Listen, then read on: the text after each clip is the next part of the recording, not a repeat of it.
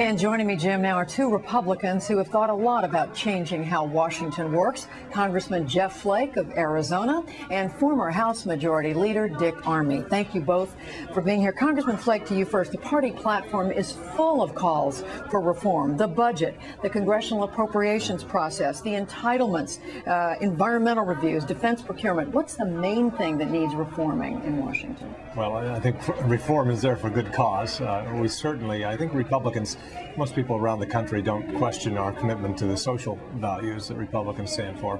It's the fiscal values that we've really fallen down on over the past couple of years and the past couple of terms at least. And so I think there's a good reason to reform the appropriations process, earmarks in particular.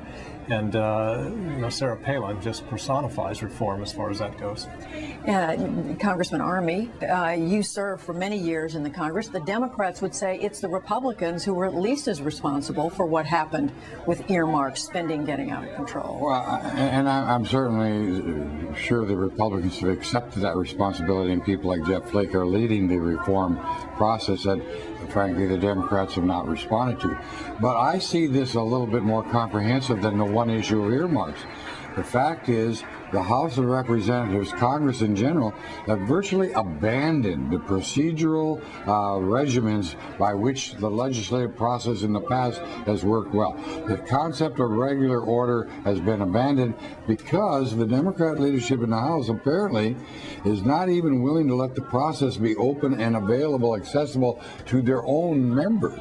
You cannot legislate. You mean the process of appropriating? Of legislating any bill. The bills don't get brought through the markup process. The committees are preempted. We have complaints from Democrat chairmen that they don't get a chance to do their work. And it's an insecurity on the part of the Democratic leadership in that they don't dare to expose the legislative process to an open debate even among themselves. And so, again, Congressman Flake, we talk to Republicans and Democrats, they point out, yes, and some of this has happened under a Republican administration. Oh, you bet. Republicans deserve a lot of the blame in terms of where we've gone on spending. Not just the type of spending with earmarks and whatnot, but the level of spending. I mean, we have, about an 80% increase over the past 8 years. And so you can't slice it or dice it any other way than say we've had far too much government growth for Republicans to be in charge. But Dick is right. It's the process that's been the hallmark of Congress. Authorization, appropriation, and oversight has really fallen by the wayside. And I was critical of my own party when we were in charge, but it hasn't improved at all. In fact, it's gotten a little worse over the past year. So, Congressman Armey, for those watching who don't follow the minute details of the way Congress appropriates money and authorizes, what should they know about what a President McCain would do differently? Well, the first thing with President McCain that I find very attractive is he understands the fundamental problem is the government is too big and too wasteful in how it spends money. It is a burden on the economy. The economy can't grow, our job opportunities can't be expanded if it's being choked down by too much government. So John McCain says, first we'll gain control over spending, and we'll get disciplined start with earmark. Then, when we demonstrate that we have some responsibility, then we'll look at cutting taxes and smart ways to grow the economy. It's the right prioritizing. Will he? Let me stop here because we want to get it back to the floor and go right back to Jim. Jim. Okay, now let's go back to Judy and her guests, Dick Armey and JeffFlake. Judy?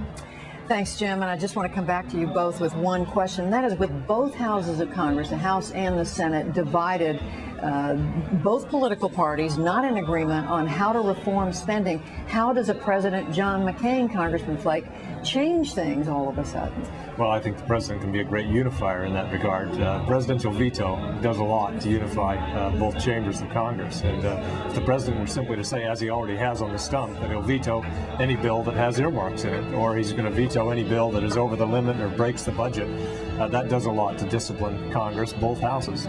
So, as a matter of fact, if you go back and watch the way we and the majority worked with President Clinton, there was more negotiation over budget and more restraint against the budget because of the negotiation than we've seen since.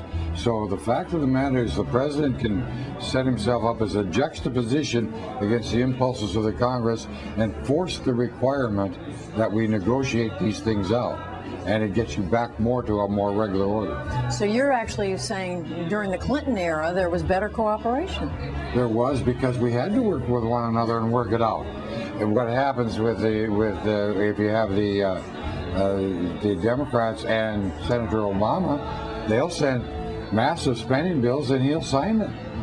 And then the growth will go there. There will be no rational allocative decisions and trade-off decisions made because nobody will challenge one another. And that, to a large extent, is what's been our problem. With divided government, you certainly have better restraint on spending. I mean, when you have the presidency playing off against the Congress, as Dick mentioned, then it's far easier to restrain the growth of spending. If you're in control, all three bodies or both chambers in the presidency, there's no check, and we found that when we were in charge. But I think we'll see finally a restraint on spending. All right, we're talking about it here in September of 2008. We will see. Congressman Jeff Flake, former Congressman Dick Armey. Good to see you both.